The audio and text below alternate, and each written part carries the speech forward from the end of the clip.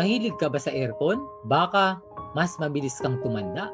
Araw-araw ka bang naka-aircon? Malamig? Komportable? Masarap sa pakiramdam?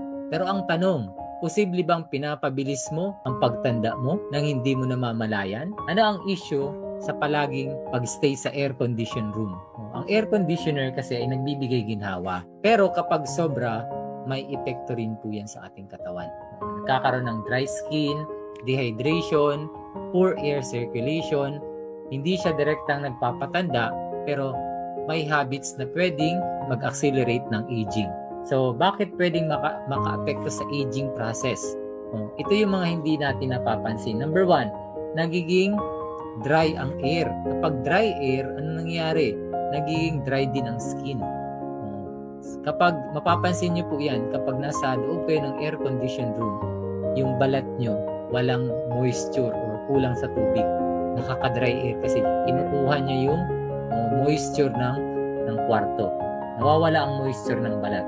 Mas prone sa wrinkles ang balat mo. Pangalawa, dehydration. Hindi mo napapansin pero mas mabilis kang matuyo. Mas mabilis kang matuyo. Apektado rin ang energy mo at ang skin health mo. So, tandaan natin ang water, nakakatulong po yan na makapag-energize. So, kapag kulang po ang ating water, apektado yung ating skin health. Then, magiging less din ang exposure natin sa natural environment. Kasi nga, kulob yan. Hindi natural po ang hangin sa loob ng air-conditioned room. Kulang sa fresh air, kulang sa sunlight, apektado po ang hormones natin dyan at ang overall vitality. Ano pa? Sedentary lifestyle. Siyempre, madalas kapag nasa office ka, kapag nasa kwarto ka, nakaupo ka naman talaga. Madalas nakaupo, naka-aircon.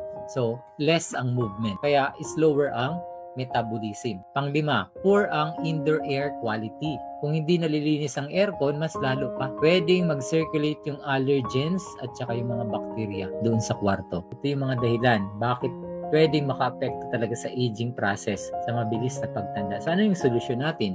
So, paano mag-aircon nang hindi nasisira ang health? Hindi mo kailangan iwasan, kailangan mo lang gamitin ng tama. Number 1, hydrate more. So, kung madalas kang nasa aircon, kailangan dalasan mo rin ang pag-inom ng tubig. Uminom ng tubig regularly. Pangalawa, magdagdag ng indoor plants. Add indoor plants sa loob ng kwarto kasi ang air-conditioned room kulang sa fresh air, kulang sa oxygen.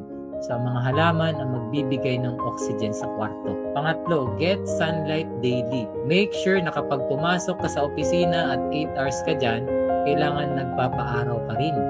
Kasi kapag kulang ka na sa araw, mahihina din ang immune system mo.